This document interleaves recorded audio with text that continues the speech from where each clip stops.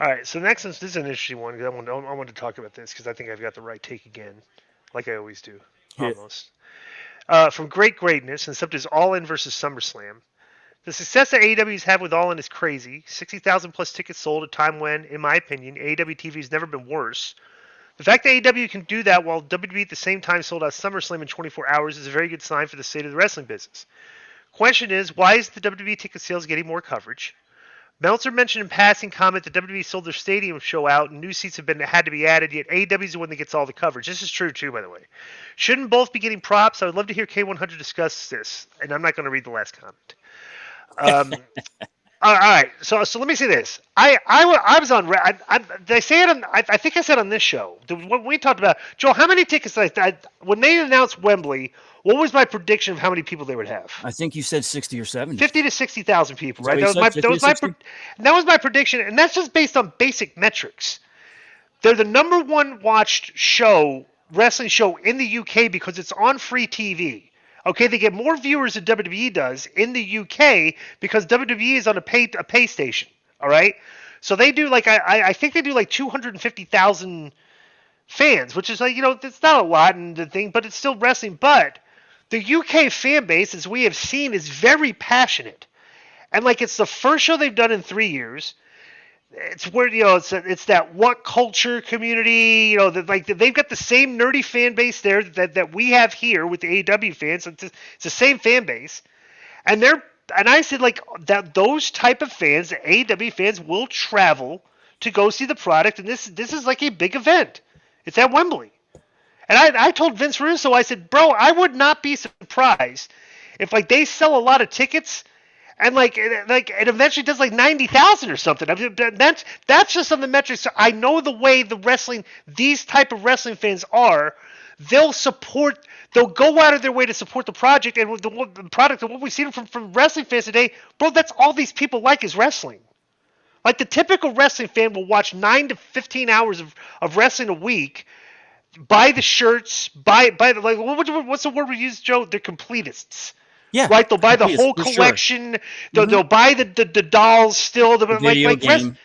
So that number, like people say, oh, that's only going to do 30,000. It's like, no way. That's going to do a very good number. But what is going to happen?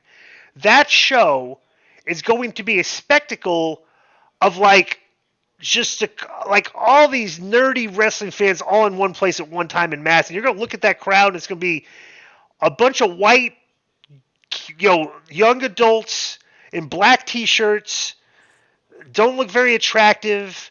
Probably hardly any girls are going to be there, and it's going to showcase that this is what they draw. This is their fans. And it says here, DI, would you agree with what I just said, Conan?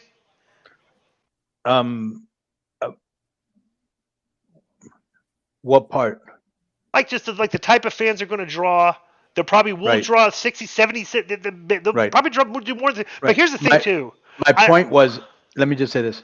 My point is that we've seen the massive numbers that UFC and boxing has done in England, right? And one of the advantages that you have is England is a small country. I don't even think it has 80 million people. It's not a far drive for these people to go to the show. Everybody can drive from within England, from Scotland, from Ireland. Bro, you could take that channel from France to England. It's 2 hours because I took it myself. Yeah. So you've got all of Europe can come to London and watch this big event that only comes maybe once a year. Right. Absolutely. And they like wrestling. Right. I'd agree. And plus, too, the one thing and bro, you see the wrestling media guys, this is this is unbelievable. Bro, this is fine, but this shows you what we've said about professional wrestling for the past 3-4 years. It's a big show business. Big people are attracted to the big shows, which is why the weekly TVs are not drawing good. It's the weekly TVs are not a big deal anymore. These things like this are a big deal. Wembley, big, All In at that Chicago State, whatever. The big shows are their only Rumble, the only Mania, SummerSlam, and WWE the pay-per-views. Yeah, the big shows. They're gonna be able to bring in a lot of stars because they have a lot of stars on their roster. Why do that though? You're already selling the tickets. and bring in. Well, but you got to give the people something, Yeah, Right. and they're gonna want to then have an bring, impressive show too. You know. and then yeah, what are you going to bring in? Best friends. So you Well, want to bring in. Wait, and then you've also got a couple. You got Hayter, Soraya, and Tony Storm, who are all from England.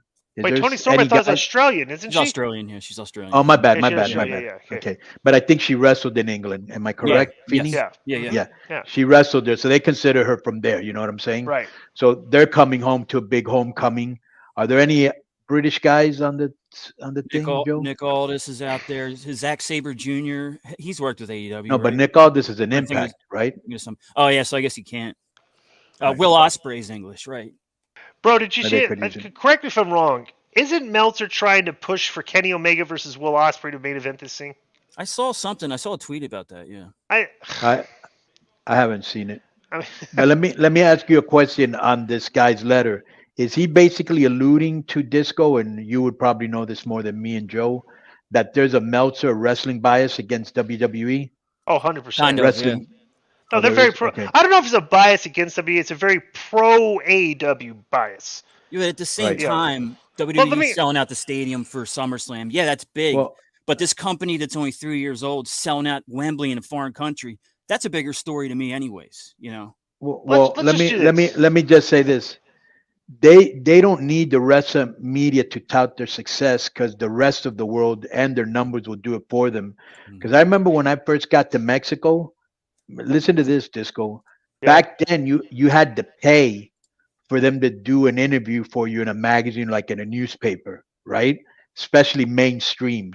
Let, And I was trying to break into the mainstream, right? yeah. So they would always tell me that I would have to pay, because that was their MO for years. That's just, it was kind of like payola and radio was an accepted thing. And I always used to say, I'm not paying for I'm going to make my own news, and sooner or later you will cover it. And I was right.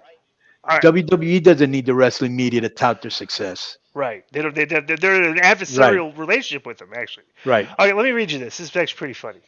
So, is there a bias? Okay, I'm going to read you. I just get Wrestling Observer Radio. Okay, on Right. YouTube, and these Right. are the first 1, 2, 3, 4, 5, 6, 7, 8, 9, 10. The first 11 videos. Right.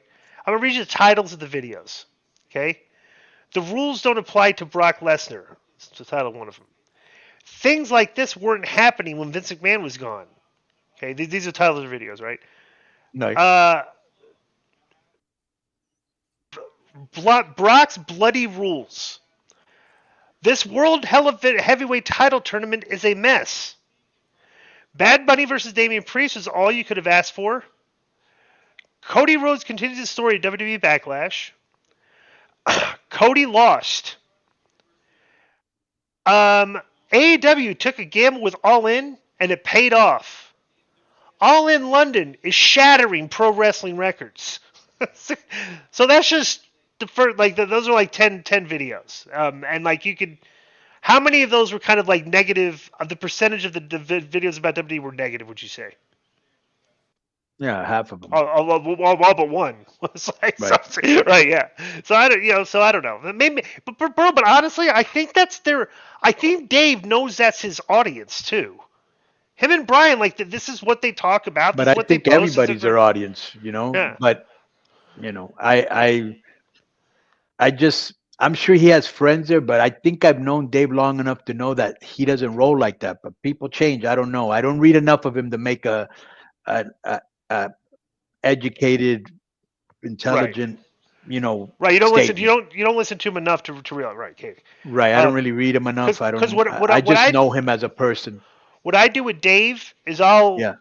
I don't follow him right on Twitter, but I'll click him on like once a week and like see like the past like 2 or 3 days of posts of what he's talking about. Right. I do that too. I go to his online thing. Right, and he is kind of, you could tell he likes AEW a lot, so.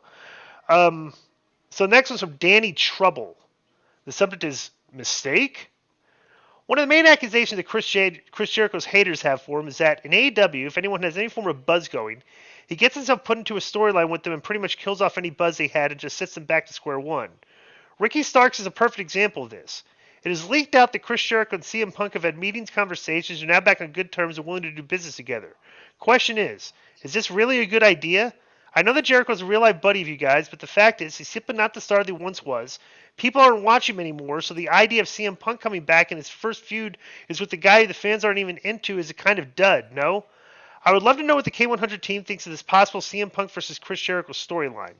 And Billy Body, we all know you're listening. You got your lock-bidding Patreon shut down because you were giving out fake tips, then checking your spreadsheets to try to cover your ass. You got caught out trying to F people out of their money, so you wrestling stalker. I would disagree. Any trouble? Good lord. That's not true though. I don't know why he got his Patreon thing, but that's not what it's from.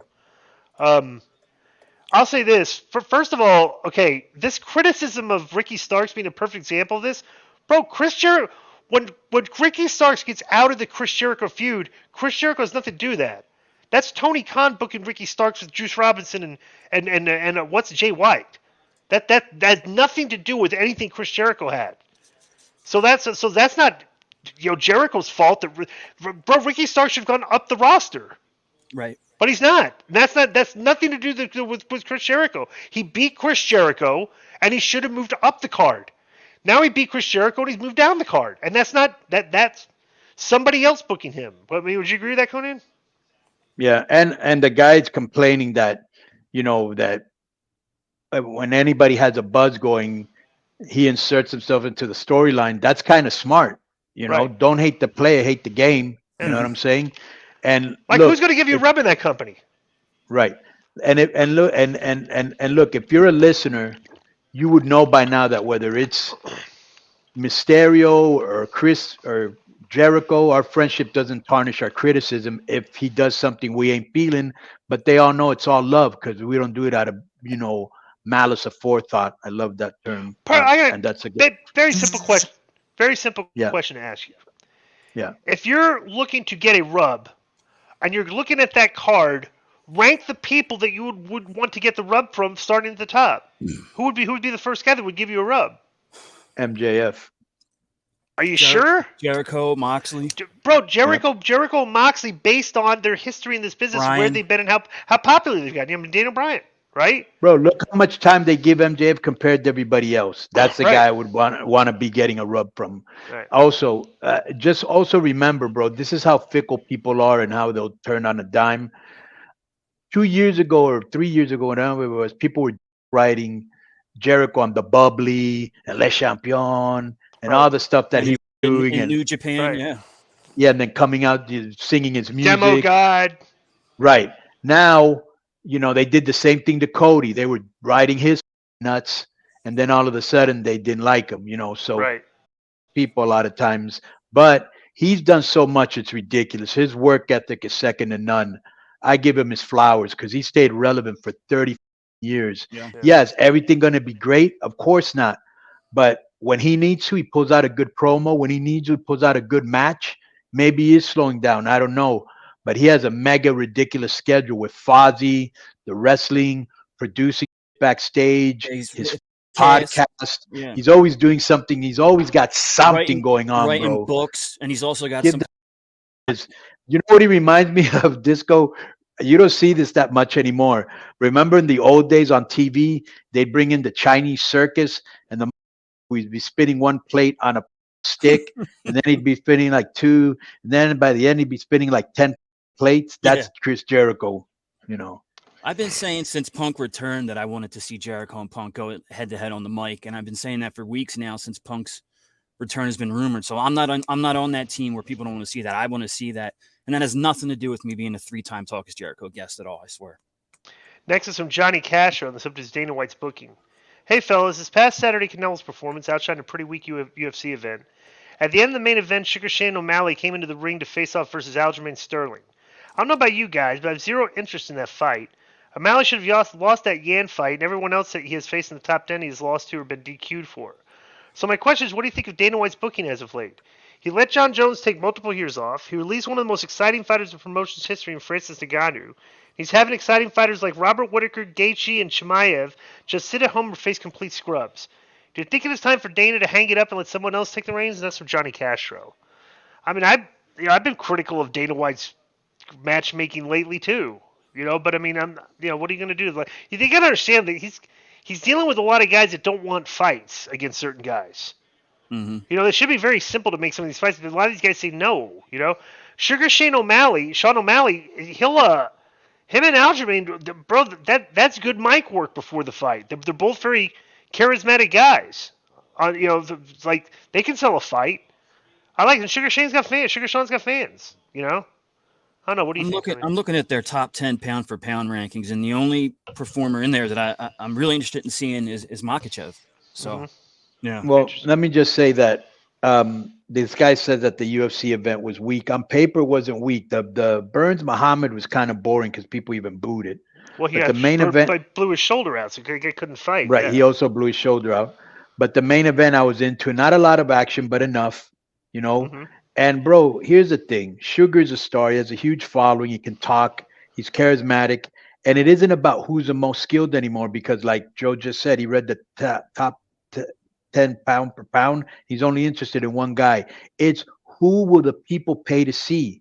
Okay. And a lot of people will pay to see Sugar against Aljamain because there's going to be a lot of being talked, and they're going to bring it, a lot of great fighters are mundane. They don't have a personality, so people don't want to see him. I don't know what problems there were with Nagano. I don't know if the problems were from Dana's side or from Nagano's side, because from Dana's always shown to me to have kind of that Vince McMahon mentality. Let's do what it takes to make it work no matter what, So who knows what happened in those negotiations. And the other guys you mentioned that they're not doing anything with, Gaethje and Whitaker and Chimaev and I don't know who the other guy was. Bro, they know in UFC those guys are money, and they'll do something with them. Next is from Forrester Grillo, and the subject is Bad Bunny versus Logan Paul. With Bad Bunny just killing it at Backlash and Logan Paul's exceptional match quality and bringing younger new audiences to WWE, have to have K100, which is so much better now that Billy isn't here. What do you guys think of the chance of WWE ever doing a Bad Bunny versus Logan Paul match? It may drive the IWC nuts, but for the sheer level of publicity and media coverage, I would love to see it. What do you guys think? Well, just based on the way those guys perform and the way the producers are producing these guys, they could absolutely have that match. And that match would main event a pay-per-view, too. And that match would probably draw a lot of outside fans, Well, what do you think? Yes, I think that match would be incredible. The hype would be incredible. The build-up, everything would be incredible. The buzz, yeah, that's a great match to make. Yeah. Next is from Jonathan Wood, and it's almost perfect in a way because Logan is a heel and Bad is the face. I'm surprised they haven't brought back Rob Gronkowski. Ugh. Yeah. I mean, he's done. He's charismatic, and it's like I don't know. It's like I wonder. I don't know. Next I love that clip where he was going to do a bump off the thing or a splash or whatever. Right. And in rehearsal, he's like, "Oh, I don't know if I'm going to do that." And Vince just went up there and just fell backwards onto it and said, "See, nothing to it."